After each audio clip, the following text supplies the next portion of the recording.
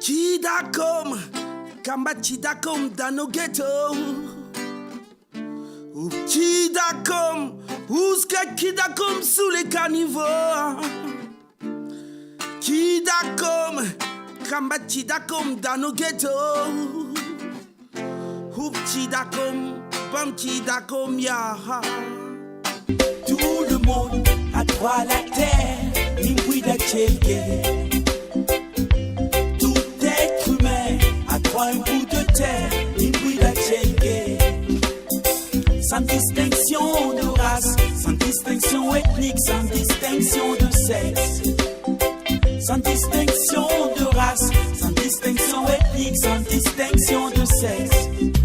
Andala mangati kati palodi. Andala manzoku kati palodi. Andala mangati kati palodi. Palodi yati palodi.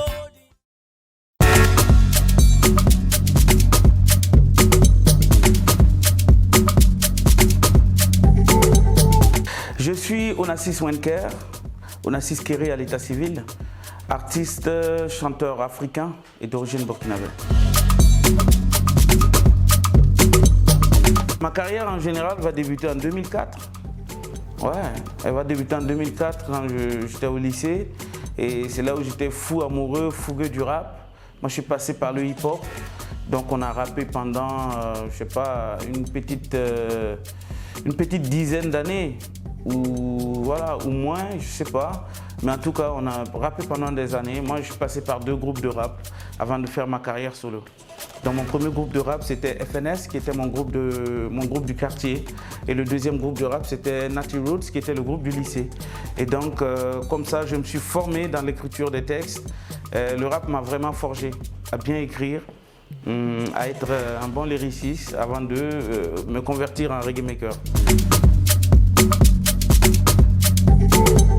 Le reggae, parce que pour moi, le reggae, c'est la musique de la liberté.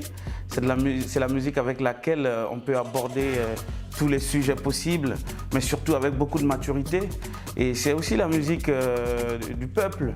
Donc avec le reggae, on peut non seulement toucher ceux d'en haut, on peut toucher ceux d'en bas, de gauche, droite, et puis bon, on donne nos avis. Voilà. Et pour ajouter, le reggae, c'est aussi une musique très sensible pour moi, hein, parce que je suis venu au reggae parce que c'est une musique qui n'est pas loin du gospel. Et pour moi, le gospel, c'est la musique qui transcende. 4 albums à mon actif, en 10 années de travail. Premier album, Boido C, sorti en 2011. Deuxième album, La Graine de l'Espoir, sorti en 2014. Troisième album, Enfant de la Terre, sorti à Madagascar en 2017. Et le tout dernier opus que je viens de sortir récemment, qui est Les Chants de la Lutte. Hormis la musique, faut dire que Onassis est aussi dans l'agroécologie. Donc je fais du jardinage, de l'élevage, de l'agriculture en gros. Voilà. Donc quand je ne suis pas au micro, je me retrouve avec mes poussins, mes poulets et mon champ aussi, mon jardin que j'essaie de biner le sol avec.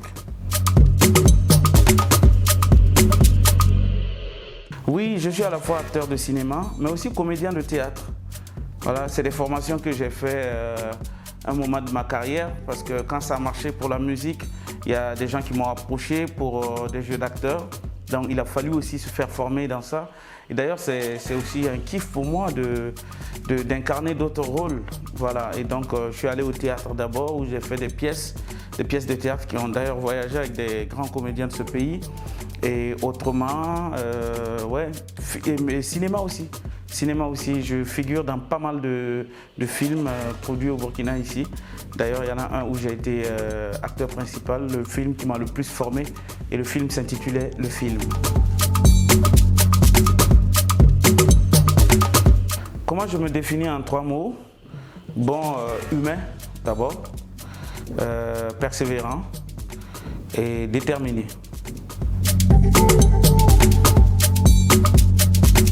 Ce que je déplore dans les showbiz burkinabé. Bon, en premier, il faut dire ce que je déplore dans le showbiz burkinabé, c'est aussi cette ignorance qui met en péril un tout petit peu la culture en général. Parce qu'aujourd'hui, il y a bien des artistes bien talentueux par le texte, par la perfection scénique, et il y a plein de choses qu'on ne met pas en lumière ici. On se contente en fait, très souvent ici, on se contente d'un peu. Et on se réjouit, on pense qu'on a tout gagné. Pourtant non, on a encore le monde à conquérir. On a le monde à conquérir. Nous qui avons eu la chance de voyager un tout petit peu, on voit comment les autres pays se développent à travers leur culture. Donc pour moi, il y a plein d'acteurs du showbiz qui doivent revoir le secteur, qui doivent travailler en sorte à ce que ça émerge encore et encore. Moi, je trouve qu'il y a une grosse perte de valeur dans ce sens où la question est posée vraiment. Il faut dire qu'aujourd'hui, la musique de conscience, comme tu l'as appelé, est en train de perdre de la valeur ou bien de la lumière parce qu'ils ont mis la musique d'exhibition en première place. Et ça, c'est dommage. Nous ne pourrons pas éduquer nos enfants avec ça. Nous ne pourrons pas non plus mettre nos valeurs culturelles au plus haut niveau avec ça. C'est-à-dire que nous sommes en train de tricher. Parce que ça marche ailleurs, on pense que c'est ce qu'il faut faire ici pour que ça marche. Mais c'est archi faux. C'est archi faux. Donc moi, je pense qu'aujourd'hui, la musique consciente, de par ses textes ou de par sa performance live, doit toujours être sur le marché. On ne doit pas ignorer ce côté-là parce qu'il y a des artistes qui travaillent vraiment, mais c'est dommage que le monde de la pub et des écrans est venu en fait hypothéquer cette musique de conscience et mettre à la place une musique d'exhibition. Bon, pour moi, Jean-Claude Bamogo, c'est un pionnier de la musique burkinabé. Il faut dire un des pionniers parce que de sa tranche d'âge, il n'est pas le seul.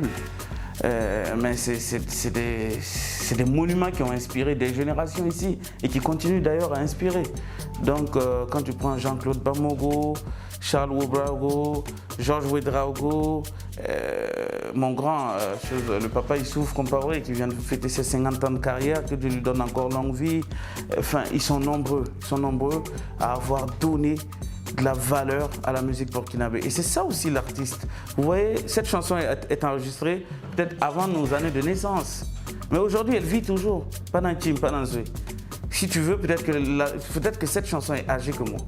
Moi, aujourd'hui, j'ai 36 ballets. Peut-être que c'est enregistré il y a 40 ans. C'est jamais. Mais quand tu écoutes les premiers... Parce qu'il a fait un remix. Il a fait un remix de cette chanson. Mais les premières vibes, ça date pas de maintenant. Mais regarde comment la chanson traverse le temps.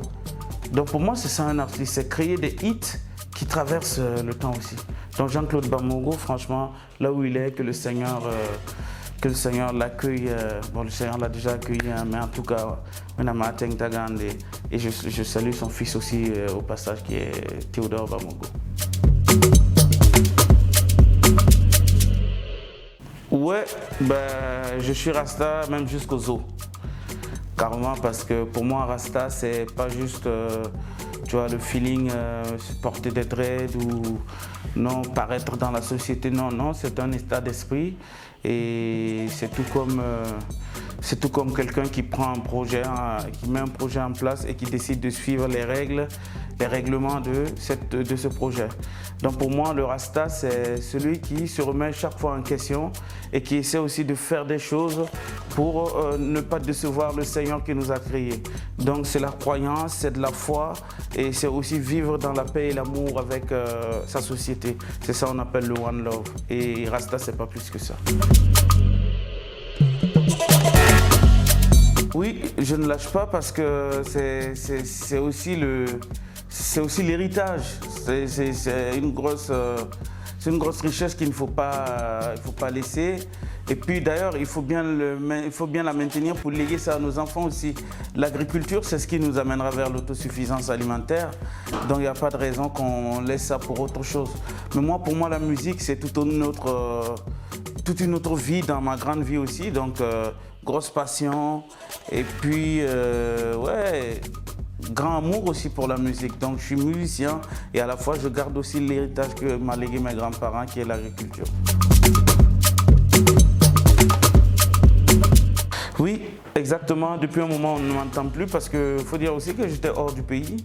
Donc j'ai duré quand même à l'extérieur dans mes voyages entre l'Europe, Madagascar et d'autres îles. Bon, enfin, je ne pourrais pas citer où je suis passé. Mais cela m'a pris du temps, au moins 3-4 ans hors du pays. Donc ça a créé aussi une absence naturellement ici. Mais quand je suis rentré quand même avec un album. Je suis rentré avec Enfant de la Terre. Et puis bon, qui n'avait pas eu assez de promos comme les albums précédents, quoi. Voilà. Donc c'est peut-être ça qui crée un semblant d'absence, surtout médiatique. Sinon physiquement, moi je suis là, je suis au pays depuis un moment. Aussi, il faut souligner quand même qu'on a un problème d'industrialisation de la musique au Burkina. Voilà, et c'est un peu un problème partout, un peu dans la sous-région en Afrique ici.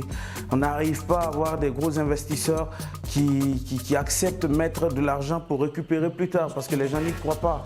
Pourtant, il y a de l'argent à prendre dedans puisque c'est le nerf de la guerre. Enfin, quelqu'un qui s'intéresse à toi aujourd'hui, forcément parce que tu as quelque chose qui tend vers les thunes, vers l'argent. Donc aujourd'hui, vu du fait qu'on manque de ces investisseurs, et si tu ne fais pas attention, il y a des albums qui passent inaperçus. Il y en a d'autres, bon, bim, tu as un bon soutien et bon, tu as une bonne com, quoi. Bon, mon actualité musicale, il faut dire que c'est Les Chants de la Lutte, c'est mon dernier opus que je suis en train de toujours faire tourner dans les radios, télé, mais aussi je travaille un tout petit peu pour booster ça en dehors des médias. C'est-à-dire que dernièrement, j'ai mis en place une campagne de communication de proximité, d'ailleurs que je trouve originale parce que depuis que je fais ça, j'ai trouvé un changement un peu non seulement dans ma façon de voir la musique, mais aussi ma vie comme ça. Donc cette campagne s'intitule « Sortir du silence, quitter l'ignorance, prendre le taureau par les cornes ». Donc pour ceux qui ne savent pas de cette campagne, il faut dire qu'Onassis désormais vous rejoint dans vos lieux respectifs ou dans des espaces de détente et je partage avec vous musicalement mais aussi humainement. Donc ça consiste à vous présenter mes 4 albums, vous les faire acheter si vous êtes prêts pour les acheter. Mais autrement, moi, pour cette idée, il faut dire que c'est une idée qui est arrivée avec beaucoup d'objectivité. C'est pour atteindre l'autosuffisance artistique, mais aussi économique. Parce que économiquement, pour bien lancer des albums, il faut vraiment être économiquement soudé pour faire voyager ça même au-delà du continent. Donc je travaille en sorte à industrialiser ma musique dans le local en ce moment. Bon, il y a des concerts aussi en vue.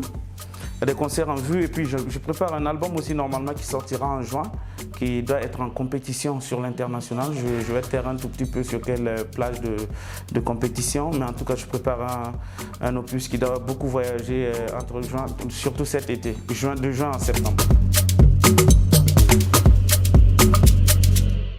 Tiken Jah Fakoly, je pense positivement de ce monsieur parce que d'ailleurs j'ai été chez lui travailler sur mon 2e album. Voilà, nous avons travaillé avec le même arrangeur qui est Zakaria Mamboué que je salue au passage. Et puis bon, Tiken c'est quelqu'un de soft, hein, quelqu'un d'exemplaire déjà pour nous les reggaeman et aussi quelqu'un d'ouvert. Il est humain tout court et c'est un gros exemple. C'est un gros exemple pour nous. Et moi, il m'a bien accueilli chez lui à Bamako et il m'a hébergé pendant 1 mois pour enregistrer mon album La Graine de l'Espoir. Et d'ailleurs, il en a mis sa touche dedans. Donc, je ne peux que lui dire merci au passage. Bière traditionnelle, ça me va. J'aime bien la boisson traditionnelle locale, qui est le dolo ou le bangui. Voilà, mais ça ne se trouve pas partout. C'est ça aussi le problème de nos... Enfin, je ne veux pas tout le temps accuser les gouvernants, mais quand même, il faut toujours... c'est à leur niveau, puisque c'est des lois qui se votent à l'Assemblée et tout ça. D'où vient le manque d'intelligence de nos gouvernants, il faut le dire vrai.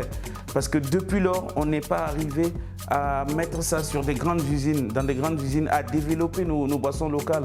C'est toujours des gens qui viennent nous donner de la bière moderne ici. Aujourd'hui, Burkina, oui, on pense que c'est pour le Burkina, mais je suis désolé, c'est des économies qui vont ailleurs.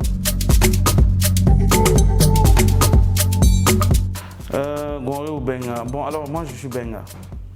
Je suis Benga, le haricot, que j'aime bien, d'ailleurs que je cultive très souvent au champ, au village, ça c'est carrément à Tenkodgo. On en fait le benga, le soja, du coton. Le haricot parce que c'est simple à faire. C'est simple à faire, c'est simple à bouillir avec un peu de potasse. Et puis bon, tu as quoi? Tu as juste de l'huile et du sel à accompagner. Si tu as un peu de piment, ça marche. Le gonré aussi, c'est une belle spécialité, mais de préférence, moi, c'est le benga. Moi, je pense bien de la nouvelle génération. Je pense qu'ils sont venus ils sont venus à une époque où les choses ont évolué, ce n'est plus du rap hardcore, où c'est devenu de la musique légère. Ce n'est pas comme quand nous on débutait, il fallait écrire 8 mesures, 16 mesures un couplet de rap. Non, c'est plus hard comme avant. Aujourd'hui, fais un truc léger et tu mets de la mélodie, ça marche. Ils sont venus trouver ça, ils le font bien, moi je suis fier pour eux. Je leur demande seulement de doubler d'efforts. Et d'ailleurs, j'invite leur staff aussi. La poire est partagée, il y a les artistes, mais aussi il y a les staffs qui accompagnent ces artistes-là, de travailler encore plus parce que ça ne suffit jamais. Ici au Burkina, on peut avoir de la notoriété, on peut faire des salles comme ici, mais sachant que le défi il est ailleurs. Le défi il est ailleurs, on doit aller conquérir le monde, on doit remplir Bercy, on doit remplir Zénith, on doit remplir plein d'autres salles ici, ici ou ailleurs. Donc moi déjà chapeau à cette nouvelle génération et puis bon, force à vous et travaillez encore et encore. Et nous on est là aussi, on essaiera de booster comme on peut. Voilà. Non fort Burkina Faso Yemam nunga fort Mbairi Burkina Faso.